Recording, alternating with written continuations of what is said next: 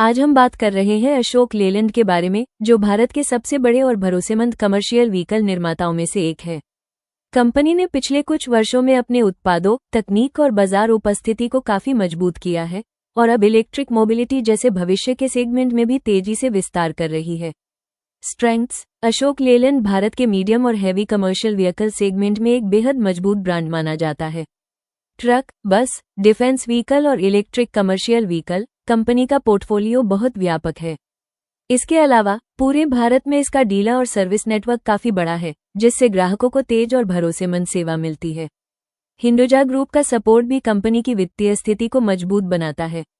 लगातार बढ़ती बिक्री और बेहतर वित्तीय प्रदर्शन भी कंपनी को स्थिरता देता है। वीकनेसेस: कंपनी की आय का बड़ा हिस्सा सिर्फ भारतीय मार्केट पर निर्भर है, जिससे जोखिम बढ़ जाता है।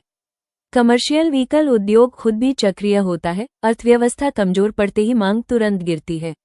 लाइट कमर्शियल व्हीकल्स यानी एलसीवी सेगमेंट में कंपनी की उपस्थिति अब भी कमजोर है, खासकर टाटा मोटर्स जैसे प्रतिस्पर्धियों के मुकाबले।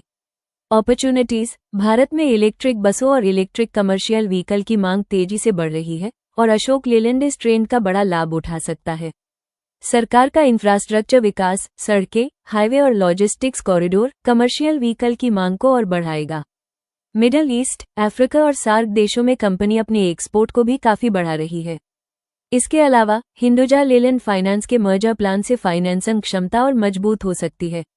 थ्रेट्स: टाटा मोटर्स, वीईसीवी और भारत बेंज जैसी कंपनियों से कड़ी प्रतिस्पर्धा मिलती है। ईंधन की कीमतें बढ़ने पर ट्रक और बस की मांग तुरंत प्रभावित होती है। एमिशन नॉर्म्स और नए सरकारी नियमों के चलते लागत बढ़ सकती है। साथ ही वैश्विक आर्थिक मंदी और कच्चे माल जैसे स्टील और रबर की कीमतों में वृद्धि भी कंपनी के मार्जिन पर दबाव डाल सकती है।